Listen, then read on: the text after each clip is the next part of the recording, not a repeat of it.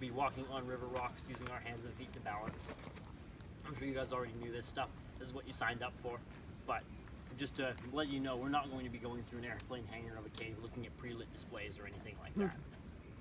And finally, everything today is totally optional. We're not here to stuff you in a dark hole. There, it built up larger and larger, and there got to be quite a large amount of it down there on top of that tectonic plate.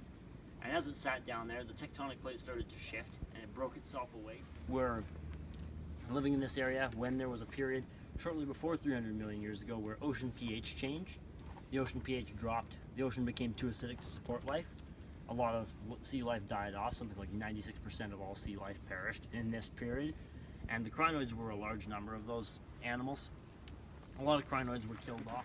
So these are the cracks, and these are how our caves form. There's a little bit more to it than just water running over rocks. There's actually a chemical reaction that occurs with the water and the rock that forms the dissolving of the limestone. As the water from our glaciers ran through our soil here, it picked up a lot of carbon dioxide. Our soil here is very full of carbon from the rotting plant matter, the various decomposing vegetation.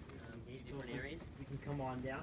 Take your time on the stairs though, please. They're a little bit slippery and they're also very narrow and shallow. So it's easy to slip a foot if you're not paying attention on it.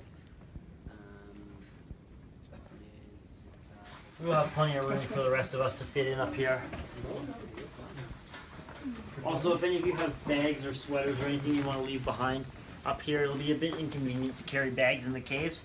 So you can just leave them right over here by the gate. We'll be locking the gate, at least from the outside, so nobody will be able to get in and get them, and you can just grab them on the way back out.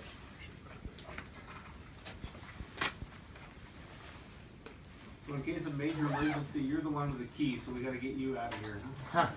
We actually have a dummy locking system exactly for that reason. Because if I fall down a massive hole and nobody else has keys, we don't want everyone else to also die in the cave. So we have a dummy lock system for that reason. We have cables here that we lock around the gate, and there's a carabiner attached to some wires here on the wall. And if you ever want to get out, all you have to do is unlock this carabiner, pull it off the wires, and then take it off the gate, and you're free to go. No. But if you want to escape, please tell Ryan and I, and we will help you escape. Because when you go in with 14 and you come out with 12, the bosses look at you kind of funny. What about when you go in with 14 and you come out with 16? That's more concerning. We did that actually. once. If we pick up survivors from other tours, then we really have a problem. It's all calcite. Please watch out for that. Use the limestone. We also have some calcite over here. It starts off quite white, but the closer it gets to this handle, the closer it gets to the places that people have been touching, so it's quite black here. We've turned that black over the past 60, 70 years of cave exploration. So please help us turn it back to sparkly white again. Avoid that and use the limestone down below. Freezing up and down.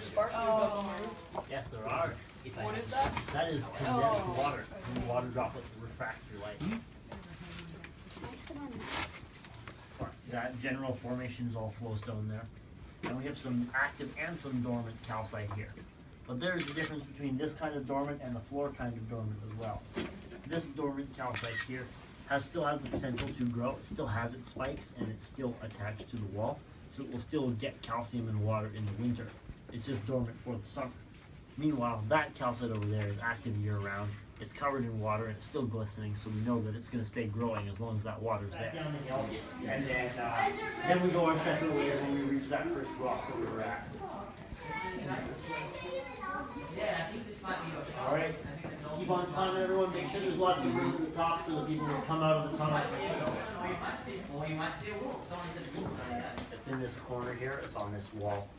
Easily damaged, so please watch out for that. Don't touch the muddy stuff. Don't touch the stuff that's not muddy yet. We want it to keep that way. I'm gonna get this gate open for us and we can head inside. Most of the calcite is behind this gate, so once we're inside we need to be extra careful. The right wall, pretty much all the way through the cave, is going to be covered. If you bring out the hand through here, that's it. That's it. And then that's it. Nice. Alright, now you're going to stand up, there's nothing above you, and you're going to turn around and you're going to keep going. So there's a good foothold just there, you can reach it. The water runs over it. Alright, that's it. Not going anywhere. Never will recover from being in the path of active stream. Hang on a second. All this stuff. That's all underwater, about 6 or 7 months of the year. Try a hand here. It's a miracle. One hand, so no, no. But one hand over here. One hand here. And then that's it. Foot there. Alright.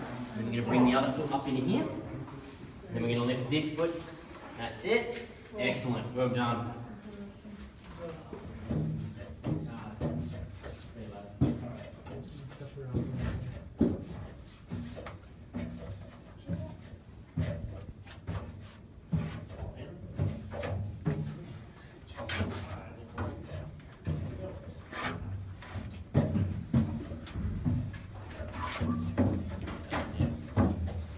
It stinks down here. But what if people don't know what to do and the first one that says they want to make it Okay, buddy. interesting? Now walk down, okay? Yeah, but that won't help you from a faulty way.